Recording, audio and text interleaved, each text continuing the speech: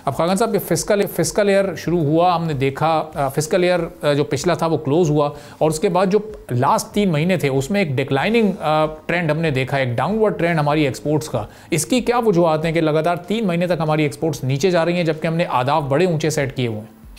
देखिए, पाकिस्तान की जो एक्सपोर्ट्स हैं इसको हमें थोड़ा सा फंडामेंटली स्टडी करना पड़ेगा। पहली चीज़ ये है कि हम खित्ते में कमज़ोर हैं in terms of energy efficiency और एनर्जी प्राइसिंग, बावजूद इसके कि हमने कुछ कीमत जो है वो कम की है और इनको पास ऑन की है।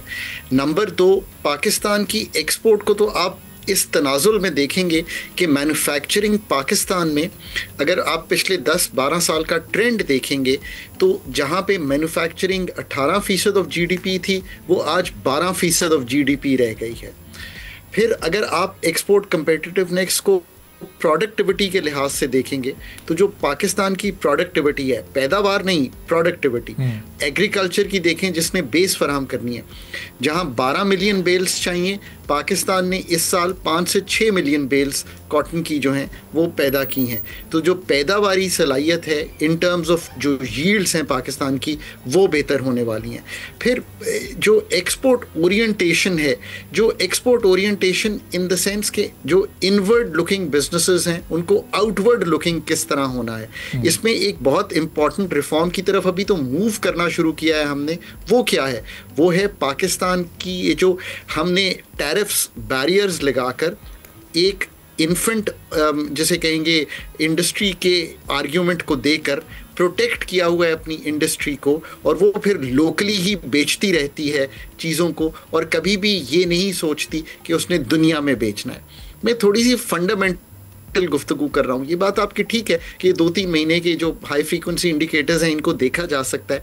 अगर आप इन सब चीज़ों को ऊपर से ले ओवर दें इस चीज़ का कि businesses in Pakistan remain to be run, जिसको पाकिस्तान में स्टेट ऑर्गेनाइजेशंस या ओनर ऑर्गेनाइज्ड ही रहते हैं वो, rather than becoming professional based, और वो फिर $1 बिलियन कंपनीज या $2 बिलियन कंपनीज या $3 बिलियन कंपनीज या $multi-million कंपनीज की तरफ जाएं। उनका जो जैसे कहेंगे पॉइंट ऑफ व्यू है वो रहता है कि they remain small scale, strongly controlled, domestically oriented. अब ये बिजनेसेस को ठीक होना है। फिर इसके बाद अगर आप देखें तो 3 लाख इन्वेस्टर है, $70-80 बिलियन की स्टॉक मार्केट है, तो उस तरह की अपॉर्चुनिटीज़ मार्केट भी नहीं डेवलप हुई। अगर मार्केट डेवलप होती तो फंड्स आसानी से मिलते, इक्विटी इंजेक्शन आसानी से होती, सेकंड प्राइस ऑफरिंग्स, मार्केट की वो डेप्थ नहीं है।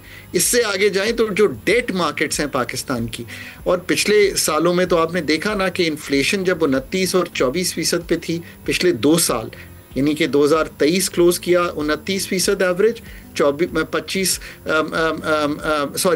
क्लोज किया 29 पे, फिर रिपीट करता हूँ, 23 में क्लोज किया 29%, 24 क्लोज किया 24%, पिछले साल हमने तकरीबन 4.5%। सो उसकी वजह से आपको पॉलिसी रेट 22% पे रखना पड़ा। इस हाई पॉलिसी रेट में अगर किसी ने अपनी मिल्स को दोबारा ठीक करना है, कैपिटल एक्सपेंडिचर करना है, वो नहीं कर पाया होगा।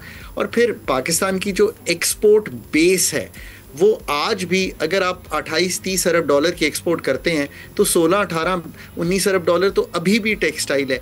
कॉम्प्लेक्सिटी ऑफ जो प्रोडक्ट्स है वो नहीं है, हम कॉम्प्लेक्सिटी इंडेक्स पे बहुत लो हैं।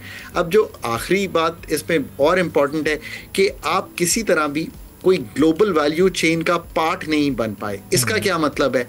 वियतनाम अलोन जो पूरी फराहम करता है एक कंपनी सैमसंग को पार्ट्स के ज़मन में, बिकॉज वो इतनी बड़ी मोबाइल कंपनी है, इतनी बड़ी गैजेट्स बनाती है, वो 70-72 अरब डॉलर की है।